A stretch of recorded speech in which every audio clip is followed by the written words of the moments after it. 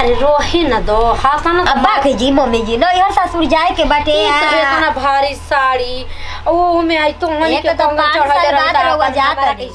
कुल चूड़ी निकाल दो सोना के कंगन डाल दे हली से पक एक तो 5 साल पर जाता नहीं हां दी जाता नहीं तनी आदमी कह कि हां उनकर 3 गो 4 गो पतो होवा ई सब कैसन केहू बाड़ी सब कहो कैसन चाहे दाई मत कहो कनिया जानलू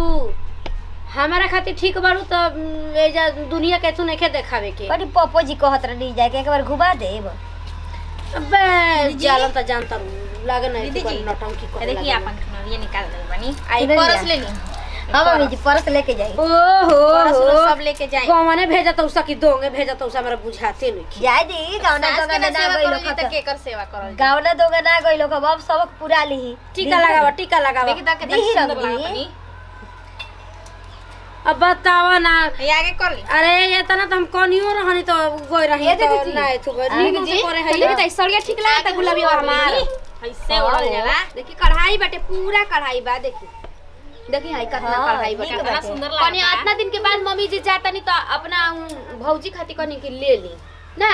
तब का दूगो पतो न ओसे तो का नहीं नहीं जा पूछत त हां जाई दी मम्मी जी घूम ली मारे हमार के बहुत किनारे अजीब लागत था का कहियो सा देखी मम्मी जी राहुल ने तो जोड़ा बढ़िया से बनाई हम एमे कहे के का बाटे जी लेके जाइम तो ओनी खुशे न हो दियो। जाई आ, होई हटाओ सही बोल टाइट बांध तनी ढेर दिन रह अरे उतना ना रे वही ने कह दे जी हैं? ढेर दिन हम ना हौदी गोड़वा दे दे दे दे अरे का ये कदम घर सुन का के जाता नहीं आ 1 से 2 दिन में आ जाइम जान जा बिना के सुख पा जाइम भौजाई के त ओई जुगे में रह जाइम पतो कुल के माने हम भूला हम तो बिना रह पाई हमेशा कहतनी कि ठीक बा ना ये दिखा अपन सोना के मुठिया गौरी की हां सोना के कंगन है पहनौली अब सोना के अंगूठी पहना के बस में जाना आ रे बबुआ भेंट कर ले रे दादी जातड़ी दई हो हां वाह कान्हा जी बाबू कैसे रहबा होए ने होता हमर लल्ला होता आवा दादी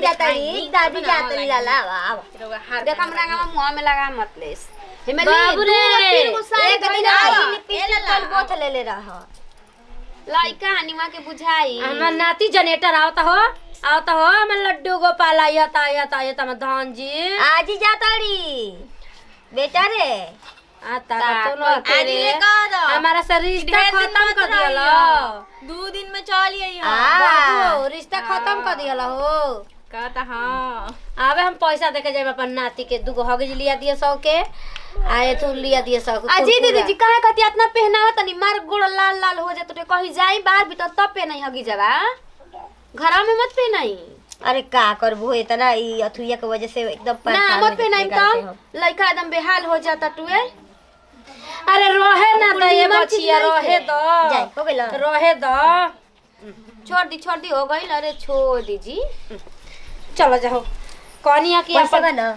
हां पैसा एकने जे त 500 रुपया देले बना तार उ भैया जी तनी लिया के दे अरे दो रहे दो बटे। अपन कुछ बनाओ ना लिहो जा खा लिहो जा मुर्गा लिया के पैसा भरवा के है हां पैसा हम ले ले नहीं मिठाई ले ढेर दिन पे जाता मिठाई तो लेके जाए काजू कतरी ले ले बढ़िया मिठाई ले ले जोन बुझाई तो ले ले बढ़िया मिठाई ले ले पर रोज रोज जाए के बाटे काजू कतरी बढ़िया मिठाई में हटे काजू के बर्फी हटे हां हेलो हो के ले जता ए दीदी तब छोड़ दी का रोडवा पर ले ना हो तू काहे के जे बुआ हम बड़े से वाली हम जाई चली जी सुना जा हां चप्पल पहले ढंग से उसे लियो लियो लियो हाय कहां बाटे ए जुगे वाली पेनी पहले रख के आवत नहीं ठीक बा दीदी हां रख दो जाता आ जाके आ वैसे ही फोन कर हम पहुंच के मम्मी जी निक नहर बना ले रखे आज आई हो दादा नैहर जाए के बना जी आ आ हे मम्मी जी हमरी के का छोड़े के रोवे के मन करत टे कहडी जा कि इतना दिन से हमरी के त कहा दीदी के फुआ के कहा चल जात नी जा एगो राउट नैहर ने लौकत टे हम सुरता पसे उतरते नहीं कि केनो जनी गोल रंग तरु जे केनो जनी हार मंटी का पहिना तरु जे अब 2 दिन अच्छा फिर आई तो फिर करम जा पहले चप्पल ना मिलिया बेर हो जाई त जी अच्छा तरीका जन उनी धाका लाग जी मोर जिन तुम का आई हमरा लागो तो वैसे ही काहे होता रे हमर नहीं के जाके मन करा बात करे कैसे मम्मी जी बोलत है हां दादा देखी मम्मी जी शुभ देथी बात्रा पे ई ना सब ना बोलेला कहल जाला। हां कुली जाने ताला मार के चलो जाना संग ही आ ही दादा राव नहीं रहा छेर बकरी बाटे स घरे ओकरी के देखि गाय भैंस बैसन बकरिया भी आई के ध्यान दिया राती में ना तो टांग ले जाई हो ना ना ठीक है। गोल लागत नहीं मम्मी जी। खुश रह जा धरी हम अपन जन मन करे जन बना खा लिया जा बढ़िया देखे जा बुढ़ा के दे दिया जा टाइम से खाना बना के गोल लागले मम्मी जी के आ लागला त अरे का है कदम से गोल लागत नहीं। खुश रह अच्छा से सेवा करियो कनी निक नहर बना लेवे के जना मम्मी हां बना के खा लिया जा आ बुढ़वा के दे दिया जा टाइम से खाना ठीक है। आप दे जाके फोन कर मोई घरी ना कि भुला जाई चिंता में रहम जा हम बेगा में धरू हम मोबाइल लिया ना हां बाटे चल यार यार तो पहले बकरिया भी आई के भी तन तू लोग ध्यान दिए अरे हां जी आई आवत नहीं जा अगर तू तो फेनस फर लिया सब दीदी हम ना तनी घर में रूम में सरियावे अथे सराफा के ने बतावा कपड़वा जाके धो दी ओनी अंगना में बा जाई देखी पानी आइल बटुए ना तो फिर चल जाई अरे नैया काहे के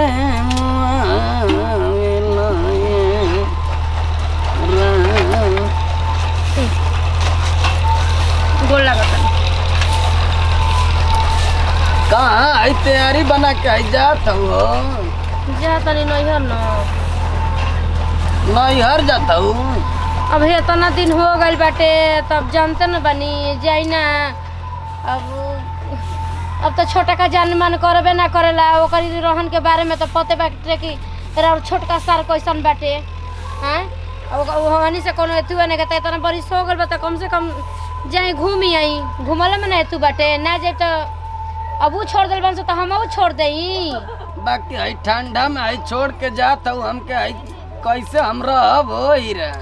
अरे ठंडा में कौन कहीं कि मैं रोज अंडा खियावत रही हमारा के खोजत रह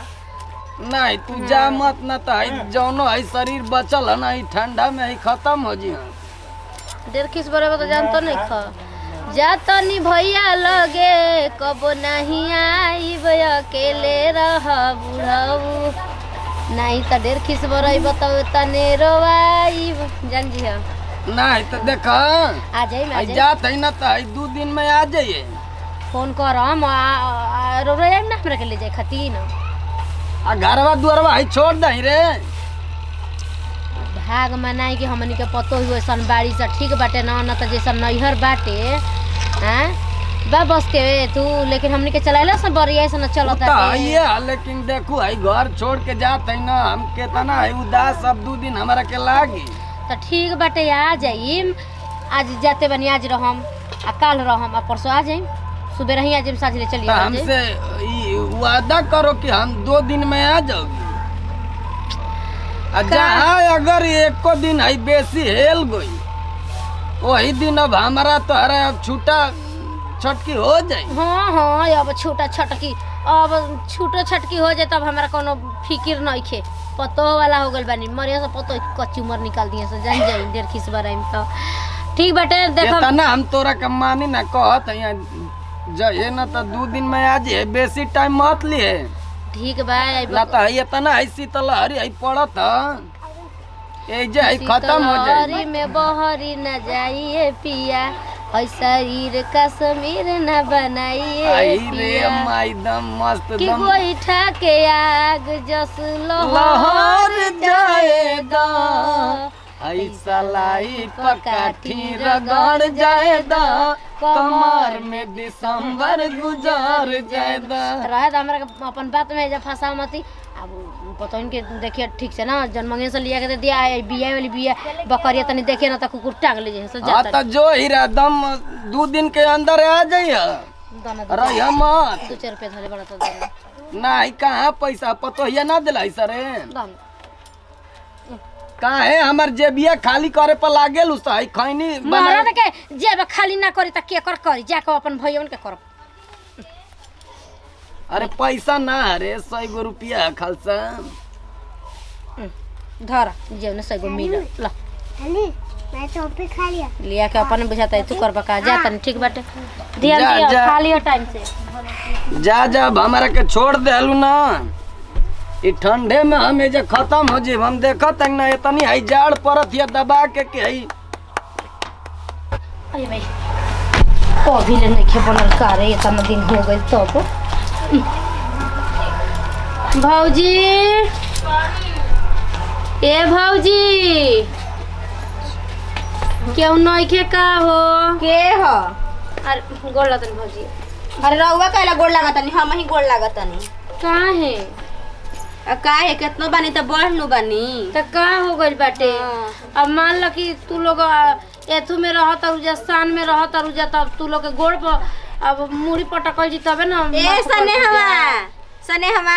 हां माई देख डिब्बा में चीनी रखल बाटे, चीनी और पानी लेके जा आ। तनी फुआ खुश रह। हम चीनी नहीं ना लाम जा तनी हम कोचिंग अब लान के दे बिन बोलावल मेहमान आवेला त कौची से स्वागत होकेला। रसगुल्ला से थोड़े ना चीनी से नु होला। चीनी और आ गइल बाटे। अच्छा भौजी नहीं और आ गइल, मने बोलावेला आदमी तबे तू कोई जाला। मने एतना दिन हो गइल त मने बोलैबू तबे आइब। अब कितना दिन हो गइले? 5 साल न भइल बाटे, बुझाता के 10 बरिस का हो गइल बाटे। अब बेटी के हम का बियाह करतानी कि सबका बोलावत चली ने उता देव। ऐसे बतियावत रु मने भौजी मने बेटी के बियाह करबू तबे आई। मेगन हम नहीं खिया सकत। तोहरी नैहर बियाह परल तोरी भतीजी के तबे जालू। देखी हमार न नैहर में रौरा मत मिली, ठीक नु? जमीन आसमान के फर्क बाटे। आई फुआ कुछ लाइल बरु कि खाली हाथ आइल बरु? आ कोई जुरेला रे, जुरेला कहियो। सब तारम बतिये सुनत तनी कि जुरेला नहीं बुझाता टे कि हम एथु न भीख मांगा न भइल बानी। कहत रु जुरेला पैसा ले सनेहा जा तरी पढ़े न ले 50 गो रुपया किन के कुछ पैसा 50 गो रुपया से का हुई? काहे आनु गइल बा तरे सने हवा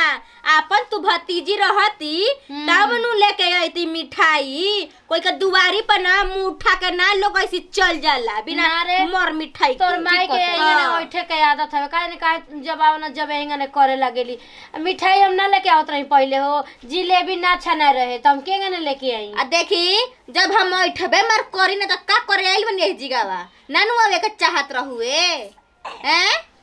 बुढ़ारी में आदमी सबक सिंगार क के घूमत रह नथिया मंटी का पे। ना ई सोचा तरी कि बिन बुलाए मेहमान की तरह आ जाइए, हमनी के आदर भाव करी कर। देख मेरा बात मेवा पकवान लेके तोर माई से बोलते बे संगे लगल तूहू बोलत तरी। काहे हमर बेटी मिल जाई वसन घर दुआर ना त तोर सास वसन मिल जन त झोटा। देखा तेरा माई कैसे बोलत है? सुनी जबानवा संभार के बोली, ठीक बटे? आइल बनी कोची करे खातिर जी जिगवा बोली त कहत रु बुढ़ापा में हइसे पहिन मन हमर पतो होइसन बाड़ी स और तना लेके आइल बाड़ी स त पहिनवले ओढ़ौले बाड़ी स सेवा में चल रे चल हां हमहू जाते नहीं मुंह लगा के मन नहीं आदमी के जो बैठले। ठीक है मैं मर्द कहत रह ना कि जा तरी न जो यही से ना अपन मर्द के बात माने के चाहिए, चाहे मर्द कैसा न हो। देख ल एक त बिना बोलावले आइनी है तना बरी 5 बरिस पे आइल बनी देख तब कैसे हरकत करती है। एकर से बढ़िया त एकर से बढ़िया अइबे मत कर। चाहे आयो के बता अपन दूसरे के घरे उठा बैठा लेकिन अपने घरे ना आब। ऐसा ही हमेशा जब आब तब करे ले थक जाता। अच्छा चलो तो बटल ही बा बताव कहनी मझिली के खाए के तो कहते कि खाने नहीं के खाना नहीं खे कोई हाथ ना भी भात बचल बा कहत तो खाने नहीं खे। आ कहां भात बचल बा? ए भात तब की बटे एकरम बरात खाली तो हमरो से पपने के खाना नहीं खे। ओ हरिया के कहला से घर आबे छोटकी कहला से का? आ हे दादा हम काहे कह जाई जे हम तो पूछबे ना कोई नहीं हां बा खब चिलई की तनी की खाना ले ओ तो कहते भात खत्म हो गइल बटे। बा उहा के ओइ तरह कह देलो ओइ कनिया ए दीदी जी मन नहीं खेला तनी मम्मी जी भी फोन क के बोलाई ना। हो कने 2 दिन हो गइल बताव कि मम्मी जे भी आवे के नाव नहीं खिले। ढेर का नैहर में आदर भाव होता हमनी ले ढेर का हो जाए करत। रोज रोज जे जाला ओकर आदर भाव ना होला, जे ढेर दिन पे जाला न ओकरा के आदमी हाथे पे लेले रहेला। नहीं सुनी ना कि सौतेली हो जाई है ना का त माने ले ना बबी जी के ना बोलावे ले। ए जी तो बता दे तनी खानाला के मम्मी जी गइल बनी जानी खानाला के चाहे जाना तड़ू बबी जी चाहिए तो ये हिस्सा ले लेती लेकिन बटले बा नियत नहीं खे। मम्मी जी के भाई को अपन नहीं खने उहे भाई जानू तो अपन लेना लेती लेकिन मम्मी जी के उकुल दिमाग बुद्धि नहीं खे जानी। हां उ तो बटला ही बट जाए दो काउच के भगवान को भी देले वाला लेकिन मन नहीं खेला जा तरी कुछ के लमरो तो नहीं खे। अगल बगल के नंबर नहीं खे कोई के ना कोई के नंबर नहीं खे। आ मम्मी जी कहतनी कि मोबाइलिया धइलु परसा में हमहु कह देनी कि हां आ मोबाइल देखा तनी घर ही छूट गइल बा। ओ ऐसे आदमी अब तू या बनल बन हो आय आ का जानी कैसे पहुंचल लमरे तानी फोन लगाई तन बतियाई त न आ हो छटको आ काहे कि कहलबो कि भात नहीं के हाता ना भात बटुए कोई मोल मरीचा काट देलु इहो एकदम बेहरा लबरा हे दी हाँ तना खाना धइले बाड़ी माना क देली कि भात ते नहीं खे बताओ तो दीदी जी जा तनी अथी कर देबे सब्जी बना देबे कर का करी हो हमरा तो बुझाइते नहीं खे बिटिया से कहानी है कि चल रे खेतवा पर लहसुनवा रोप देती जे दोनों माई बेटी तो हई सुनत हल ही नहीं कि ओकरा पढ़े लिखे से फुर्सत मिली तब नु करी हो आ पढ़ लिख ली तो ठीक नु बाटे हमर बेटी जाई दूसरा के बासन ही अपन अपन कामयाब रही अपना गोड़ हाथ पर रही तो ठीक नु बाटे ए भौजी का हो कहां बड़ी तो और एकदम तबाह को रख ले बड़ी जब से आइल बड़ी तब से ये भौजी हई बतिया हां भौजी पानी किलो आई हमर पतो ही तारा के हई साड़ी देले बिया साड़ी तार जौन करे के हमारे रहे खातिर तार जौन करे के रहे कहलू हमार जौन फर्ज बा जौन हम करत नहीं हम जात नहीं जानता नहीं कुल साड़िया मिलत हुए हाँ मिलत टे आई कुल देख लो ऊपर के बेला हो जाए तो कुल तो बाटे अथी जाए लगनी का हां जाता नहीं हम आ त काहे खातिर कनिया कितना सुंदर साड़ी देले बाड़ी तो रही 2-4 दिन नहीं औरी काहे जाए लगनी जी अब ना हमर पतो हमरा के ना जानत रहू एक पल छोड़े ली सन हम तो कैसे कैसे टाइम लगा के ओइनी कि चलो 5 बरिस हो गेल बता जाइए तू कहली लेकिन ना ना बतोहरा नी से कह दही कि औरी 2-4 दिन तनी रुक जा आए काहे जाए लगनी हम मत जाई अभी अब ना जाए तो अब तू अपन जाने भर में हमरा के का छोड़ लाई बाड़ू हम ठीक बाटे हो जाता नहीं आई दादा कौने की- तही बानी के आवा रुकी है तो। ना ना रुकम ना है आवा 50 रुपया ओ दिन वाला दे दिया हम तो चाहता ही रहनी है कि जा कैसे हूँ जल्दी बल्ला हट आए बताओ लुगा दिली से तो लुगा थोड़ा ना छोड़ दे हम लुगा ऐसे रख लेनी हाँ और रख के आराम से खदेड़ देनी हाँ उ जानत रहल ही हमर नंदी कि ऊपरा मानवा से कहतड़ी कि ना रही 4 दिन हम रहेला कहतनी आदमी के रखे में खर्चा नहीं हो अब जतनी आराम से पकौड़ी प्याज के आलू के छाने अच्छा के खाए दोनों माई बेटी प्रणाम हमारे के सिंह हमनी के अपन टीम में हमनी के को पारिवारिक वीडियो अच्छा लगता है दिल से लाइक शेयर कमेंट करते रह जाए इसके साथ दी देख ले